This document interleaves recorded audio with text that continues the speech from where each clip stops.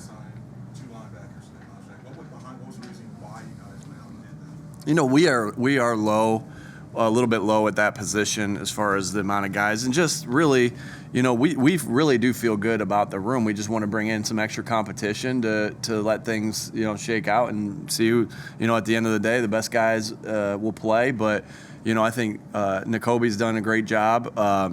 You know, obviously he's working through this ankle injury, but he's done a great job. We got a lot of confidence in him. Nick Morrow, you know, has looked good, and so has Christian and Sean. And we feel like Ben is a good developmental prospect. And so, you know, but we just wanted to add competition to the room, and that's one of our core values is competition. And so, you know, when you bring in good players, like these 2 guys have been in this league, you know, that's only going to raise the level of everybody else in the room and on the defense. Are these signings in any way a reflection of the team's thoughts on Kobe, or is he still factored into this defense? Oh, shoot, no. I mean, again, like I said, I feel really good about the room. Just wanted to get some competition in there. I feel really good about Nakobe. When he was out there, he was doing a nice job running the defense, you know, being in position to make plays. Had a really big splash play, knocked the ball out, and has done really good as far as just in coverage and just being around the football and knowing what to do. So I'm really pleased with where Nakobe is right now.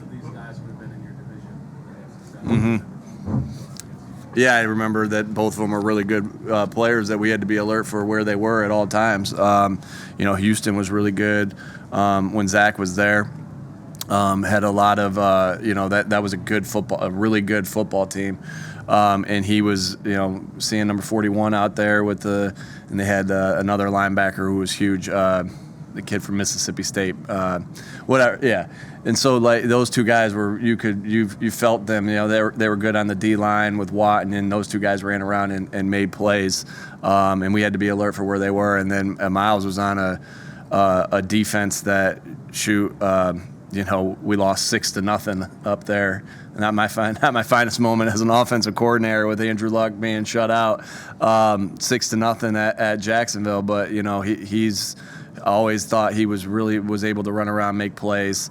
Really good athlete. Then they had a lot of good athletes there, and he was one of the better ones. Nick, both these guys have played a ton of football. How big is bringing in that kind of experience? Yeah, that's right. You know, Nick has some experience, but other than that, we're down some experience there. So that's a good thing to have. Again, like I said, no indication on, you know, the room itself. Pleased with the room.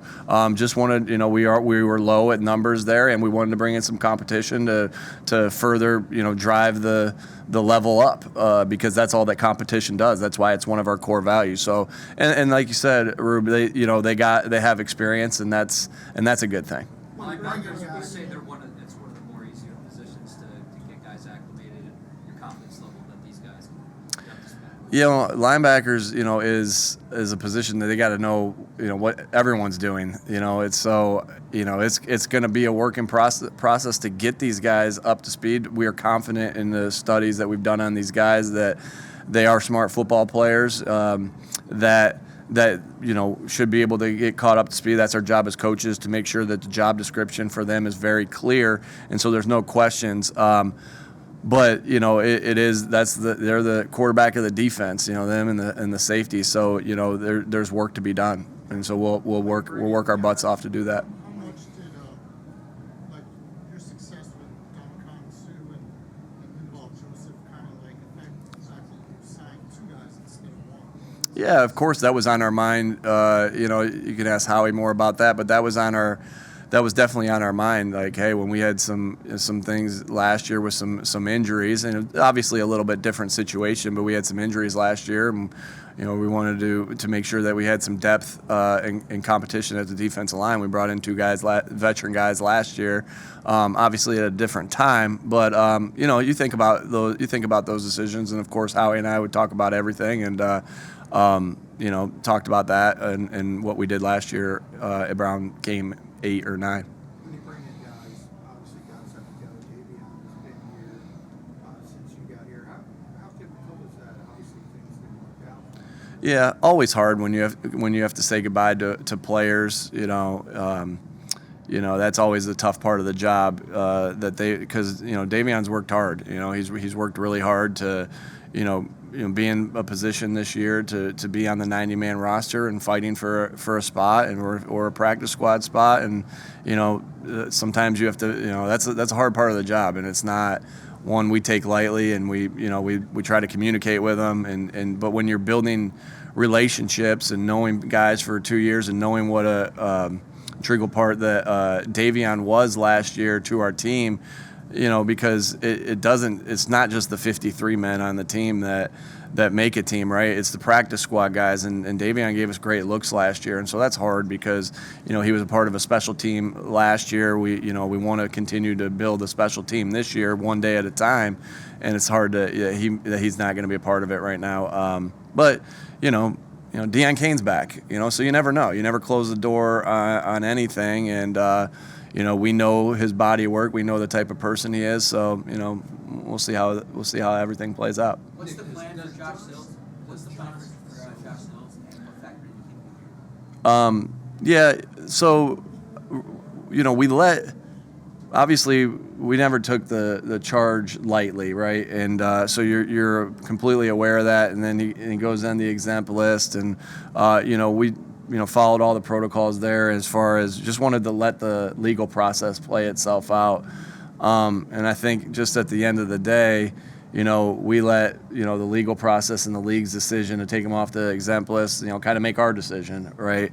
And so, my experience with Josh, has been nothing but positive. He's been a great teammate, and done his job, and guys love him on this team. And so, my experience with him has been great, and we're happy to have him back.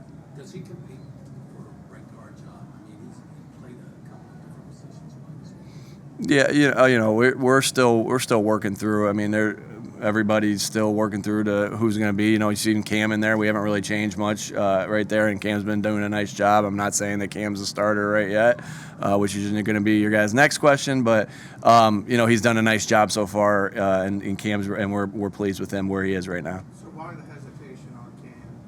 All the first team reps rested like Kelsey. I just don't need to say anything yet, but it is your guys' job to try to get me to say it, and then I just don't need to say. I don't have to make that decision who the starter is right now, and so, I've learned to take it just one day at a time in this league, and but I appreciate the question. You said this was not about Kobe. What's his timetable for getting back to the field? Yeah, well, I think he's close. He's and I don't want to. I'm not going to say, hey, this many days and he's not out. Because everybody's body heals a little bit differently. But we feel like it's close, and that he's close, and it's not too many more days before he's back. But he's working really hard to rehab, and I can't say enough about our trainers and doctors, led by Tom, of just how good they are at getting guys healthy when they do get nicked. And so, we'll hopefully it's soon. You guys have a lot of fans here tonight for this practice. I understand you haven't had a chance to see this weekend, but a big theme in town this weekend has been the fans' relationship across the street with Trey Turner. That's been a big thing this weekend. So the support that you guys get, in what ways does that help you throughout your season? Oh man, this is the best home field advantage in the NFL. Maybe in all of sports. All right, I haven't been to every venue, but I feel like I've been to every NFL venue, and there's not a harder place to play than this. And why is that? Because we have passionate fans that love the Eagles, that care about the Eagles, and care about their teams in the city. And this is the best sports town in America, and I'm just honored to be a part of it, and to hear that. I think we were coming over here, and you told me, what, 50,000? Over 50,000. I'm really excited. Like, I remember last year, AJ and Zach Pascal kind of being like, whoa. Like, I remember, like, I can't remember what I saw, but there was like, man, Philly's lit. And, like, I can't wait for our guys this year to see that as well. I know the guys that have been here know what tonight's special. We're able to get out and practice in front of our fans, and we really just appreciate their support. I think it's been. I've heard a little bit about the support with the Phillies and their team, and so I just think that's awesome. And because, they're just the fans are just fighting with us, through the ups and downs, because there are ups and downs in the season. We know that. And we just love their support and the home field advantage that we have playing in front of the best fans in America. You said kind of off the cuff earlier in the offseason that you just keep seeing A.J. Brown get better and better. In what ways? Like, what's striking? Yeah, I mean, his quickness. He's a big man who is really quick, and he just keeps. It's hard to say he's getting quicker, but he is. Like, he's in and out of his breaks quicker, which helps you create more separation, which is going to help you get more yards after the catch. It's going to help the quarterback throw you the ball more. And he just, the way he approaches it every day, it just, he's really works hard at it, and he loves it. And but I really notice, his stamina and his quickness in and out of breaks, just that he's really worked hard at that. And I know he said something in the offseason like, yeah, if I'm in great shape, I'm going to get more opportunities. He's right. What's the story behind having a designated nickel coach? And is it something you've had exposure to? Yeah, it's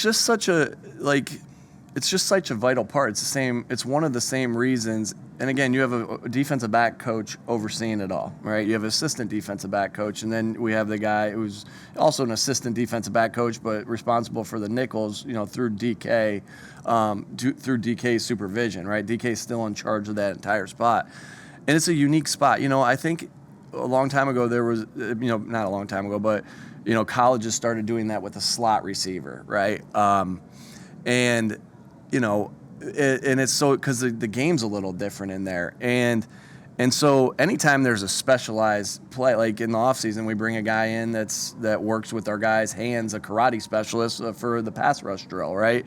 And so any little advantage you can get there, you take. I always thought it was crazy that so many of our games come down to one kick, right? But if you look around the league, how many teams have kicking coaches? And I remember thinking, like, talking to Howie about that when I first got here. Like, we got to have a kicking coach. Like, this is an important thing. And we got Tyler Brown, who's awesome. He's done an unbelievable job coaching our kickers, punters, and specialists and long snappers.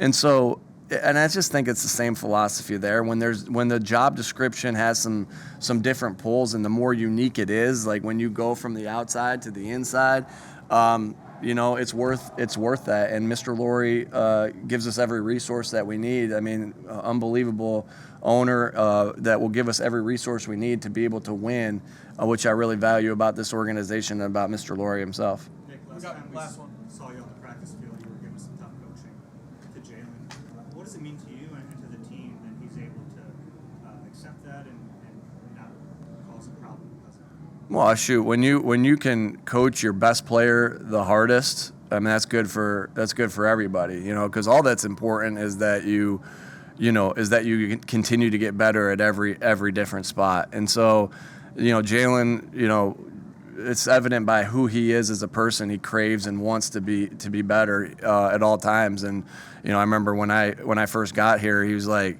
"Man, just coach me hard," and I've always obviously remembered that, and that's my style, to coach the guys hard to make sure we're getting better. But I also think it's very important, and I think it's just the way of the world, right? I think a story is when, Nick got after Jalen Reagor or whoever it was, like whoever, you say. But I think it's just as important, and I just think about that because I remember that was the first thing you guys said when I yelled at the practice field. But it's equally as important to praise when they do it right. Right, and I think that's there's two types of accountability, but all accountability is aimed to get better.